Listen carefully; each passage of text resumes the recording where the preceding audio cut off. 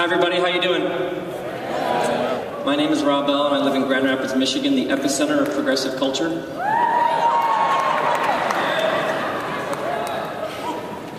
But to you, I bring a simple greeting of howdy.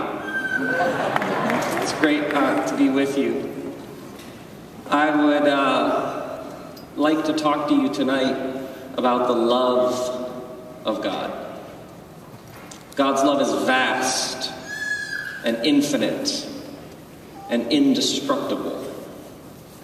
God's love is as wide as the cosmos and as close as your breath. Did you know that in pretty much every language ever, the word for spirit is the same word as the word for breath? God is as close as your breath. How many of you are breathing? How many of you plan on continuing to breathe? Perhaps this is a divine reminder in this very moment that you are loved exactly as you are, exactly as you sit there breathing. You have had this love since early on in your own creation, knit together in your mother's womb. And so we work and we labor and we strive and we impress and we accomplish to obtain that which we had all along. There's an ancient story about the Rabbi of Krakow. It's an 18th century Hasidic tale. The Rabbi of Krakow falls into a deep sleep, and the Rabbi has this fantastic dream, this vision in the dream of this faraway city, and under the bridge in that faraway city, a treasure is buried. And so he wakes up from the dream and immediately packs up and he heads out for that foreign city, and he travels many, many days, and he comes to the city and he hides in the bushes and he's spying on the bridge, trying to figure out how to get the treasure under the bridge, or where the treasure even is. There is a policeman, as there often are, who sees the Rabbi from Krakow spying on the bridge. So this policeman says, "You there, in the bushes. Come out of the bushes, what are you doing?" And the Rabbi comes out and he has this sort of sheepish, shameful, and he says, "What are you doing?" He says, "Well, I was just watching." He says, "I've been watching you, and you've been watching this bridge for a number of hours.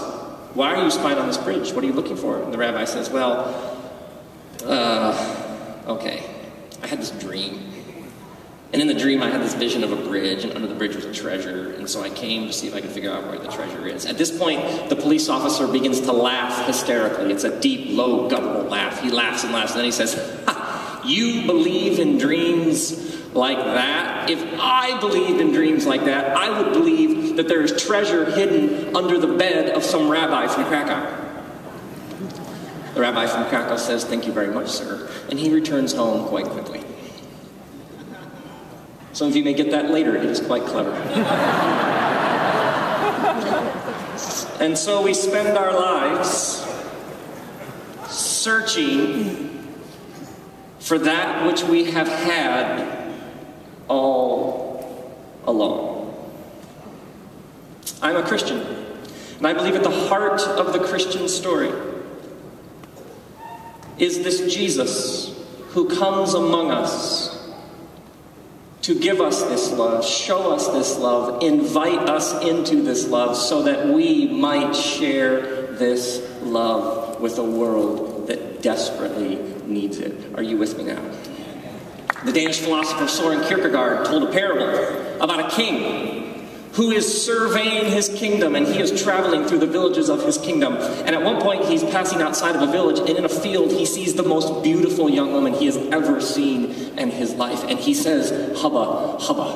And he says, I don't know what that means. That's just ridiculous. That's so stupid. He sees her, and he is absolutely captivated by her, and he can't stop thinking about her. The whole way home, through all the different villages on the way back to the castle, he cannot stop thinking about this woman that he has seen. And so he comes back, and he's on his throne, and he is absolutely preoccupied with this woman. And so he says, "Well, I know what I'll do. I will order her to the castle."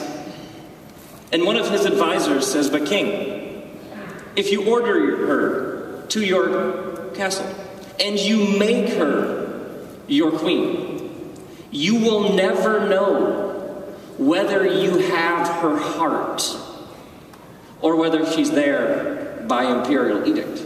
And he says, good point. Since I have what I do, I will go down to her village. I will show up at her front door, and I will present myself. Another advisor says, yes, but king, bit of a problem. When you travel, you roll deep. I mean, you've got your carriage, you've got your horses, you've got your soldiers, you've got this retinue of advisors and consultants and people coming with you and assistants and managers, and you show up, the noise, the volume, the dust, the thundering, she will open her door and be so thoroughly overwhelmed she won't be able to hear a word that you say. And it is then that the king realizes that he has only one option.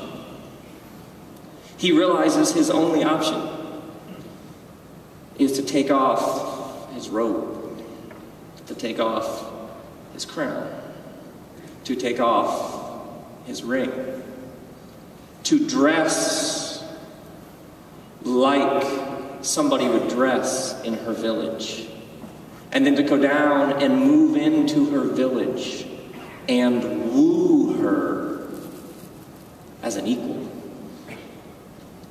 And so, the great writer Eugene Peterson, in translating John chapter 1, says, the divine took on flesh and blood and moved into the neighborhood.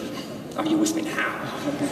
So, at the center of this Christian story is the insistence that God has not abandoned the world, but in this Jesus comes among us, looking a bit like us, divine, but human. And he comes among us, and he offers us this love. He's willing to die for it. Now, he does not come along and say, repent, because I've got some great doctrine for you. Come on now. Come on now. He does not say, wake up, because I'm bringing the dogma, and it ran over the karma. He comes, and he says, I am the living water. The living water, it's a bit vague. Come on, like, where do you stand on the, what do you mean by filtered? What do you mean? Carbonate, what do you mean by water? Nail, come on, give me the 3 points that all begin with the letter P. What kind of water? How do you parse the water? How do you analyze it? How do you take it apart? Is there a system of water? He comes, and he does not come for those who want to analyze and systematize the water. He comes, and it all can seem a bit like a metaphor. It can seem vague, and it can seem like, well, where does he really stand on the whole water thing? Unless, of course, you're thirsty, and then you get the water thing. Are you with me? He does not come bringing nice, complicated intellectual systems within which we can do kung fu commentary on. He comes to those who are hungry and says, I am the bread. And if you aren't hungry, you don't get it. But if you're hungry, you've waited for it forever. And it means something. The light is a bit vague. How do you build a solid doctrine on light? It's either on or it's off. Unless, of course, you're far from home and you know it. You feel as though you have wandered. And then light means something because it's how you get home. So this Jesus comes among us. And he embraces lepers. And he eats with tax collectors and sinners. And he goes to everybody who's ever been kicked to the edges.